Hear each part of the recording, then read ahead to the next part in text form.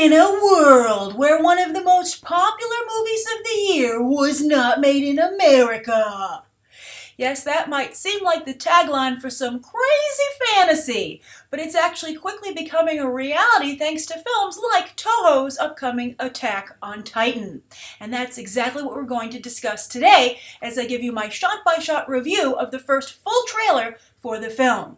A teaser has been released, and I actually got a lot of requests then to discuss this movie from Attack on Titan fans. But now with this full-length trailer, I think it's finally time for the rest of us, non-Attack on Titan fans, and those of us outside of the Asian movie market, to jump on board. Because this is a really important movie. Not only because it looks pretty darn good, but also because it has the potential to shift the balance of power in the global movie market. We've been discussing for quite some time that a lot of other countries are now gunning for Hollywood because, well, what's changed? Well, not only do they have special effects, the ease of visual effects opened up new opportunities for other countries to compete at lower budget levels, but also people in other countries have become really avid moviegoers all of a sudden. For a long time, really only Americans went to the movies in the kind of numbers that delivered lots of money, lots of box office numbers. But now you have people in other countries, particularly Asia, which is why I think Asia is really going to be the driving force in pulling the power away from solely being in Hollywood's hands.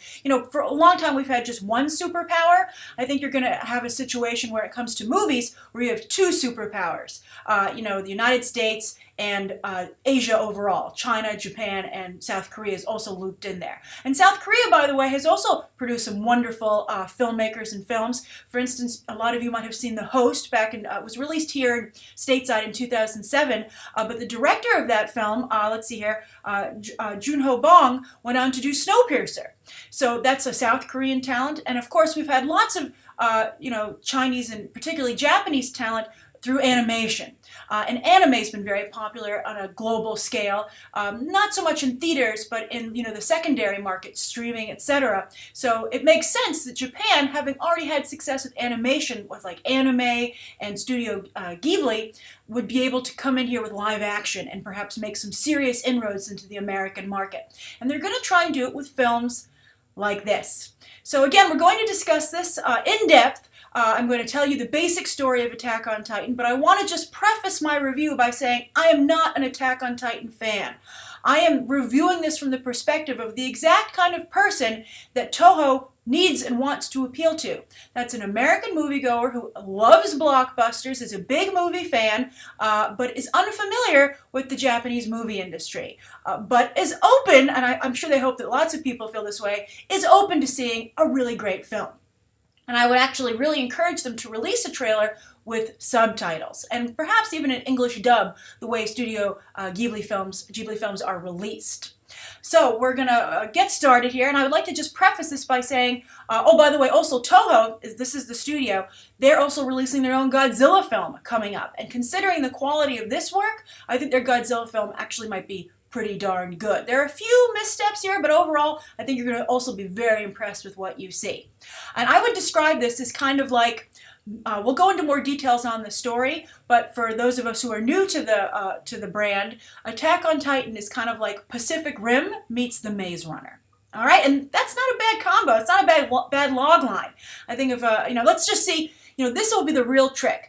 Can Toho make this film successful enough globally that Hollywood doesn't feel, hey, let's just remake it, right? That will be the real sign or first sign of things shifting, that the original foreign film does really well instead of the Hollywood remake. All right, so let's get started. Right there's the Toho logo.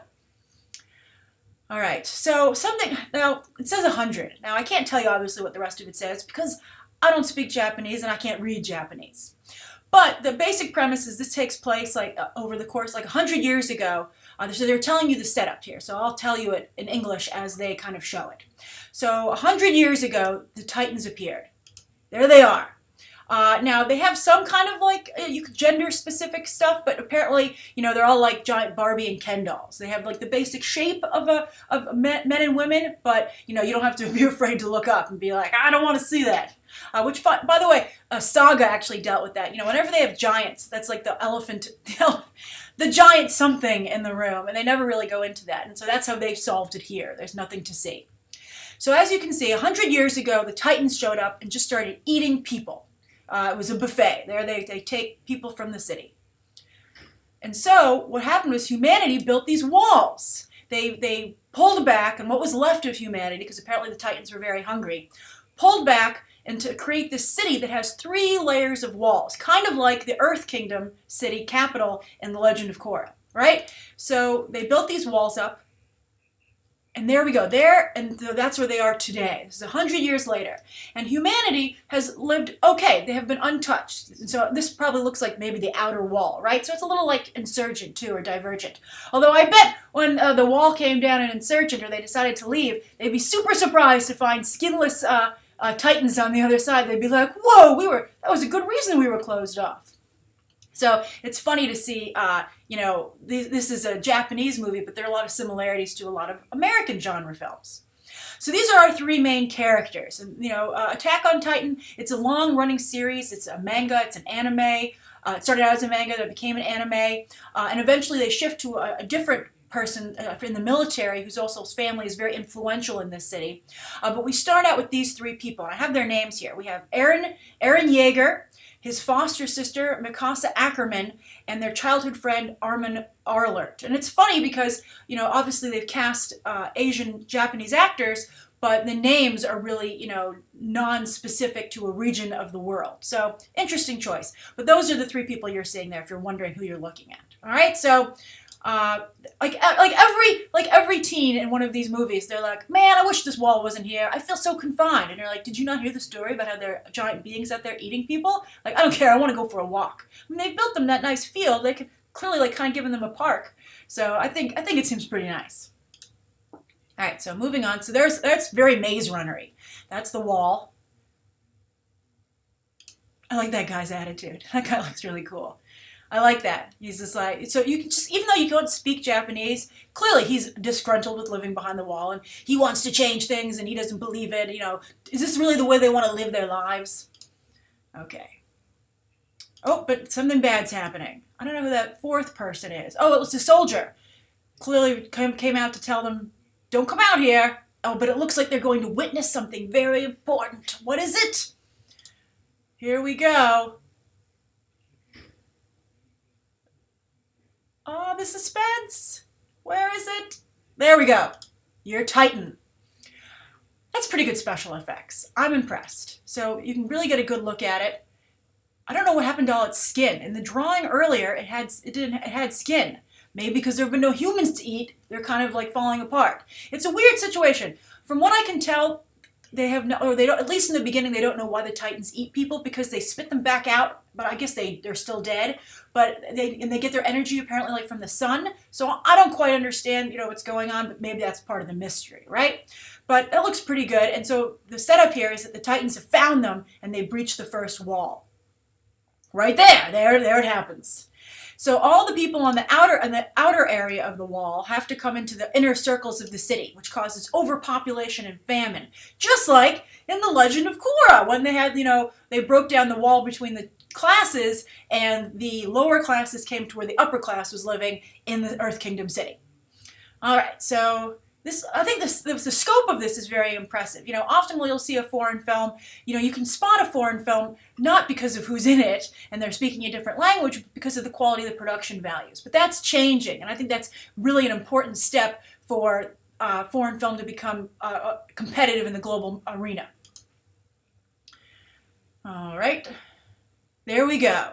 These Titan effects look excellent. And so there are some Titans you can see. Oh, there's some like child Titans there. Oh, that's interesting. Without any food, they've still managed to procreate. But how do they procreate if they don't have any sexual organs? Oh, who knows? Okay. Don't ask too many questions. So anyway, I guess because they get their energy from the sun, the sun seems to be blotted out. But that looks pretty cool. And these ones have skin. That's interesting. Okay.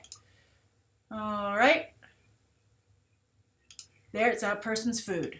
They're going to be eaten. That looks pretty. I think the special effects here are excellent.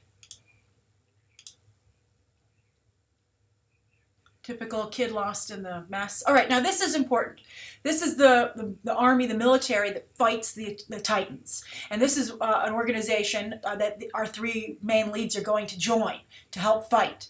But I think that, and also eventually you're going to switch to another member of the military for the focus of the story. So I think this is where it starts to get kind of Pacific Rimmy, right? Where they're all like, okay, we know we're going to join this organization and we have cool uniforms and we're going to do a whole bunch of world building and how we fight the Titans. So I think that looks pretty cool, and I think these scenes look very believable as well.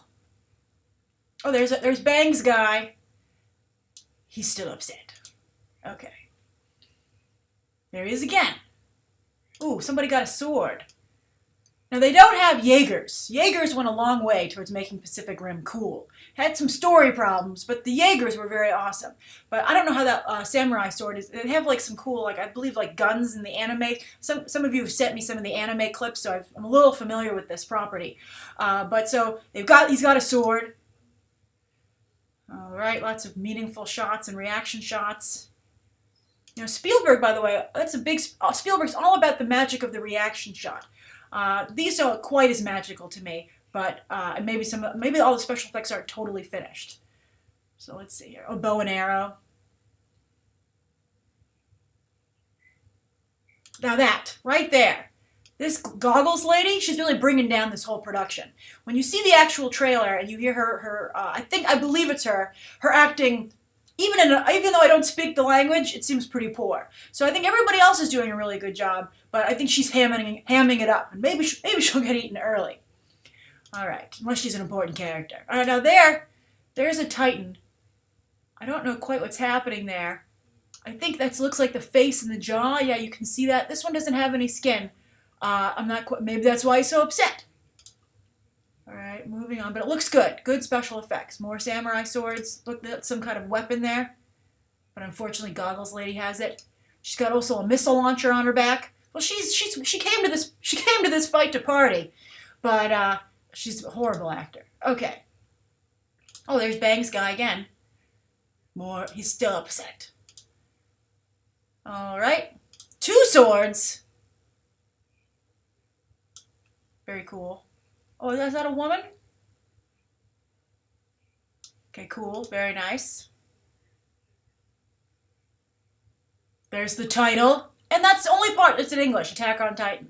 I think that if Toho really wants to aggressively move into this market, which clearly they do, they need to really cater more to English speakers. Also, I'm sure some of you will say, why? Why do they have to do that? Well, since America, Hollywood, was the first movie superpower, that's kind of like become the universal language for movies, right? People are, across the globe, they can go see movies in English. And some people, they're dubbed. There's dubbed versions available in different countries, but they usually play a dubbed version. Just like there are 3D and 2D showtimes, they're usually dubbed and original language showtimes. So English is just kind of like the de facto language at this point. So if they want to reach the biggest global audience possible, I think they really need to push the English language angle. Also because we're the second biggest, box office demographic resource out there. There's pretty much just China and Asia to some degree as a whole, but China's the real juggernaut over there. And then there's the United States. There's China and the United States, and you got to appeal to both of them. Although China and Japan don't get along so well, so I'll be curious to see how this would do in China.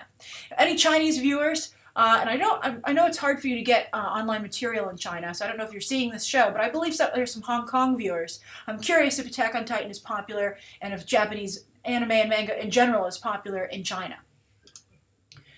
We're just trying to make friends across the globe. And that's when it comes out. So I think that's pretty exciting. I think the trailer looks good. It's something I definitely would want to see. I think it looks like it can compete on the level of American films. As I said, it's very similar, I think, to Maze Runner and to Pacific Rim. And also, I think that movies like this, I would really kind of encourage Toho to not only push the English language angle, but also to try and pull in some American talent, to have a mix. For instance, there was a recent Chinese film which starred Jackie Chan, but also John Cusack and Adrian Brody. It did amazing business in China, huge hit. Now, unfortunately, it hasn't really found a place over here in the United States, But if they were to bring in, an actor, if Hayden Christensen, for instance, is going to be doing a big movie that's a Marco Polo movie financed by China. So Hayden Christensen, I think they're on the right track. They're still making some mistakes. I don't think anybody here in America wants to see Hayden Christensen, but apparently people across the globe do. I don't know. Tell that to his box office numbers. But still, you can see things moving in this direction, and this is the approach it's going to take. So if they had brought in an American actor here, I think it would have been a little bit stronger. Hopefully they'll do that for their Godzilla, but we'll see. But very, very interesting indeed. And I'm curious, what do you guys think of this? We're trying to expand our horizons here. We're trying to be good moviegoers. We're trying to be socially active moviegoers. And I think we're going to have fun at the same time because the movie looks good. All right, so thank you everybody who asked me to review this. I hope you've enjoyed discussing Attack on Titan with me, and I'll continue to cover this movie and the other films. I'm going to try and cover films coming out from across the globe, particularly from Asia, because I think they're going to be such strong competitors, in the coming months and years, however long this takes. All right, thanks, and I look forward to continuing the discussion down below. You can check out these other episodes right now.